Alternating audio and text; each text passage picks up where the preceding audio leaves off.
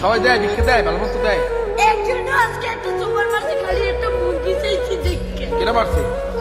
একটা হুন্ডালে একটা সারে ভাই ওনাকে টাকা দিছে অনেক কষ্ট তোমার করে। এখন আছে কে?